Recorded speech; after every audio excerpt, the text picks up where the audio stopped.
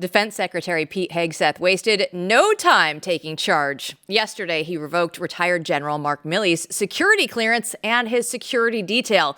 And he's ordered the Pentagon's Inspector General to investigate Milley. Now, if that's not enough, they're removing another Milley portrait from the Pentagon as well. Here with more on Mark Milley is Blaze News investigative journalist Steve Baker. So, Steve, thanks for joining us. What do you think and what do you expect Hegseth will uncover in this investigation?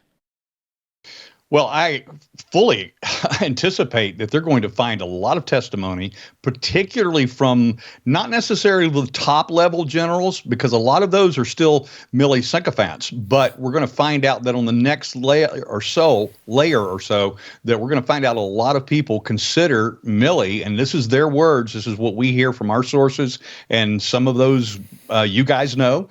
Some of those have been on our shows here.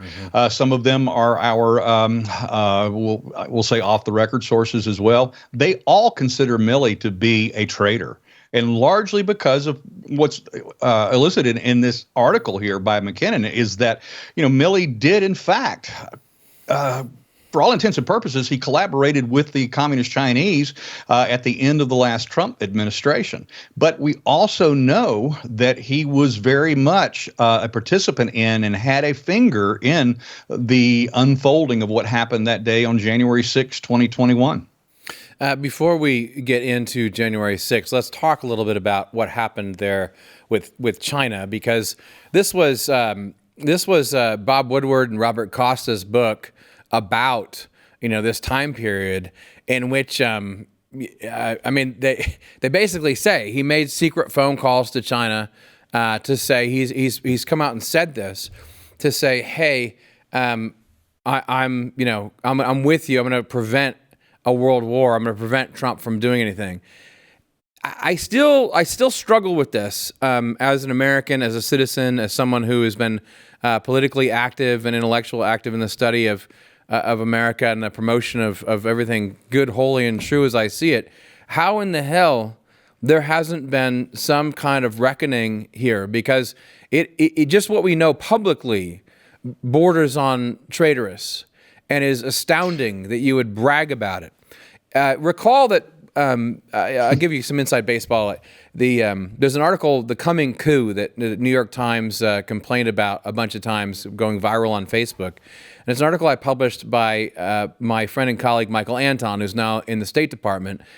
And in that article, which myself and others, we had all we've been talking about with him and others before he wrote it, only he could write it that well.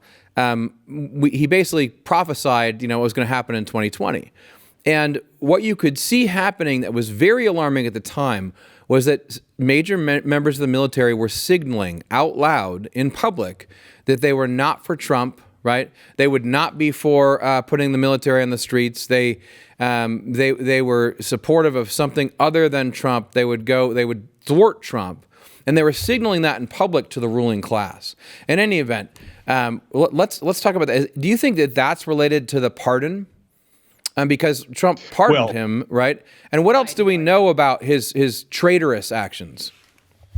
Well, Biden pardoned him, and certainly that's the reason, because this was a pretty amazing act of hubris on Milley's part to actually admit in the interviews for that book that he had in fact said these things to the Communist Chinese and to the general over there, and that he was accusing, in fact, President Trump at the time of being somebody who would be willing to start a war with China, when obviously during the entire Trump administration, in terms of number 45, he never started any war. He was drawing wars down. He's the one president in, gosh, my lifetime that didn't, start a new war, a new battle anywhere. And for Milley to do that was obviously a sign that Milley had A, no respect for him, B, he certainly intended to take Trump out in some manner or the other. Now, when I say take him out, I mean politically. I don't believe that there was anything else more nefarious than that involved, but he wanted to make sure that Trump's time in the public sphere, his time as being the leader of MAGA or the Republican Party or the conservative right in America was over. And this was part and parcel of that activity that he was engaged in at the time. And this goes deeper. As I said before, there are the upper echelons of the Pentagon right now are rife with appointees and people that have been escalated and promoted by Milley himself. And these are things that we know, things that we're tracking, names that we have on our list to take a much closer look at in the coming days and weeks.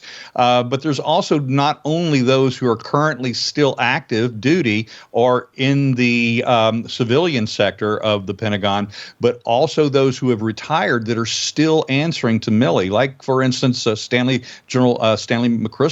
He's got his own foundation now, his own company, but very, very tied in with what the military is still doing in terms of weapons development with DARPA, and still has a significant following of active and retired military all the way up into the special operations forces. Well, if we go back through Mark Milley's greatest or worst hits, if you will, we can go back to 2021, and Mark Milley was telling Matt Gaetz that he wanted to understand white rage. Let's take a look. The United States Military Academy is a university, and it is important that we train and we understand, and I want to understand white rage, and I'm white, and I want to understand it. So what do you think this probe is going to show, just in terms of the military and what he was trying to do with any indoctrination, potentially? Ultimately, they were trying to diminish the fighting force. They were emasculating us from being a merit-based and a fighting force based on you remember how Rush Limbaugh used to say the military's only designed for one thing, and that's to kill people and break their stuff. But we were turning the military in, or they were turning the military into a DEI program, a social experiment cesspool, and that's exactly what we're going to uncover and discover throughout these probes that are going to begin to take place. And as I said, into the individual behaviors and activities of many of the highest ranking people currently in our armed forces. You know, it's ironic. I mean, Milley publicly said that Trump is fascist to the core, the most dangerous person in the country. This is your supposedly apolitical general. That's what he had to say publicly about the commander in chief, as well as saying he's going to talk to China privately in private channels anyway. But you and Joe Hanneman put out an article about how he authorized the use of directed energy weapons, which most people don't even know exist, against United States citizens. Yeah, and we're continuing that investigation, and we are going to be continuing that series. Obviously, we had to get through this inauguration time and all of the pardons and all the things that go along with that, not only nationally, but personally, I might add. But once we're through this particular early season of Trump's administration, we're going to be diving back into that series, and we're going to be showing more about what they were involved with, and more about what Milley's, in particular, special operations forces that he commanded at the time, what they were doing and what they were willing to do with weapons that are both known and weapons that are not known to the American people. And I'm referring directly to those directed energy type weapons.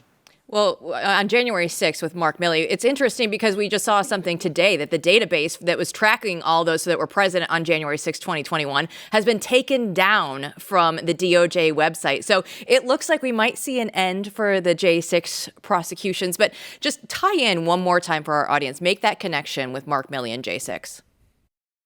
Well, look, it starts with the lack of or the non-deployment of the National Guard in the district. This was something that Milley and his sycophants, as I mentioned earlier, that group of generals, 3-star and 4-star generals that were on the call with former Assistant Secretary of the Army, Casey Wardynski, who they were using his private telecom system in order to have that discussion about whether those National Guard forces would be released or not. And that's where we learned from that actual call was where that term or that phrase, "we don't like the optics," came from. We thought that originally came from Nancy Pelosi or one of the sergeant at arms from the House of Representatives. But we learned that it came from that particular call. But we also learned from that call that none of those generals were going to obey now what they called an illegal order from the president, but what in fact was, because he was still commander in chief, he had the right to deploy those forces. And even though he offered them and they were turned down by Pelosi, they were turned down by the mayor, Bowser, and certainly ultimately the sergeants at arms and Nancy Pelosi drug their feet on the day itself, to the point where she was so embarrassed, as we've seen in a video, that she actually, aghast, apologized and said, "We should have had them there. Why weren't they there?" Well, Nancy, part of that problem was your problem. But the main problem were these generals who answered to Milley at the time, got on that call, told the commander of the D.C. Guard, "We are not going to allow those forces to be deployed." And that's despite the fact that the general, the commander of the D.C. Guard, said, "My guys are ready. They're suited up. They're on the buses. We can go now." In fact, he said, "We are chomping at the bit to go." And they weren't allowed to go by Milley's henchmen. Well, in a day back in 2016, I had a much less eventful interaction with, at that point, the top general of the Army, Mark Milley. It's the time where my sports career and my political career have come full circle. And at that point, I thought it was the coolest thing to be interviewing the top general of the Army. We were standing there on the sidelines, just passing time, waiting for the interview to start. And I was like, "Hey, can I get a picture with you?" And it still, if people would ask me about my sports career, they would say, "What is the coolest thing?" Right? And we've done so many different interviews and all that. And I would always say, "Oh man, interviewing Mark Milley at the time was the coolest thing that I had ever done." And Steve, now we're here and I look back at it and I'm like, can I get a redo? Right? Can it not be a traitor that I was standing there interviewing?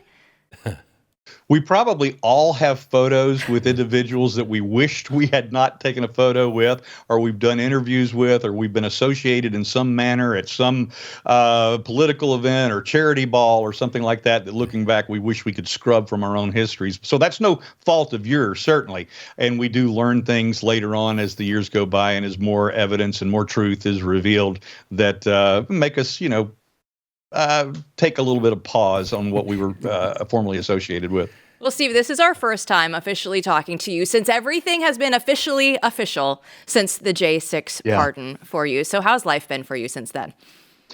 It's great. I'm actually sleeping better. Matt, being my editor-in-chief, will be glad to hear that I was not aware over the last 10 months since that March 1st arrest, which, Jill, obviously you were there and you saw it happen with your own eyes, that I wasn't aware at how bound up I was. I didn't realize that the stress that was latent even under the surface. I mean, I had bad days, but I mostly felt like I had good days where I was handling it well. But my productivity suffered from it, and just having that signature from Judge Cooper, where I had my case dismissed with prejudice, literally released an avalanche of creative juices and workflow, and it was something that I had no way of measuring or quantifying at the time until that end of this 4-year nightmare was over. And once that was over, then I was able to recognize how much stress I was actually under. I mean, this is the new frontier, the golden age. The pressure lifted, the weights released, and we couldn't be happier. Certainly, I couldn't be happier for how it turned out for you. And if that's true, I mean, you've been incredibly productive and done some incredible work before. So I can't wait to see what Steve Baker Unleashed brings to the world. Thank you so much. I can't wait. I can't wait either. And I can't say enough to you, Matt, and to everyone at the Blaze, how honored I am that you guys took a chance on me while I was in the middle of that legal jeopardy and allowed me or gave me that opportunity to begin showing what my potential might be at the time. Well, Steve Baker, we really appreciate your time today. Thanks so much. Thanks, Jill. Matt, when we look back at just Mark Milley overall, and you see Pete Hegseth going after him immediately, right? He is just going in there. He just swore his oath to the office. And now he's going after Mark Milley right away, wasting zero time. Yeah, this is another sign, it's the theme of the day, of the seriousness of what's going on. These aren't press releases. This isn't, happy fun times. This isn't kabuki theater. This is the real deal. Inspector General, right away, this is the first person I would go after. You got to go for the king and say, this guy needs to suffer, he needs to pay, and we need to drag out into the light everything he said and did. We cannot have a military again with the chairman of the Joint Chiefs and the generals thwarting the will of the president, acting like they have something over him. That's insane. That's exceedingly dangerous. That's a real coup. Right? That's setting up for a real coup. They set up the principles for it in public in front of the American people and then blamed the other side for being authoritarian. It's insane. So Hegseth is doing exactly the right thing. And they have an unleashed Steve Baker to come after them at the same time. Yes, I was overjoyed to hear Steve say that. And I took a risk. That's what I do. I take risks. But I never a doubt with him. I never had a doubt. He was always going to be a winner, and because he's the real deal. He really, what he did after he went through that Capitol building that day was stay there on his own dime and actually get to know everyone and learn the story, and he wasn't a professional journalist at the time. He wasn't like a legacy journalist, but he was a journalist and became a better journalist than all the people in the mainstream press who didn't get in trouble for doing the same thing. I love when we had him on January 6th of this year, and he said he was walking around and everybody said, hey, you're that guy, right? They knew him as covering the story. The Capitol Police, I mean, they love him because they don't like the corrupt, members of their tribe. They're happy he's there. I mean, there's a lot of people in the Capitol who quietly are huge fans of Steve Baker because they know he's just telling the truth about how messed up things are.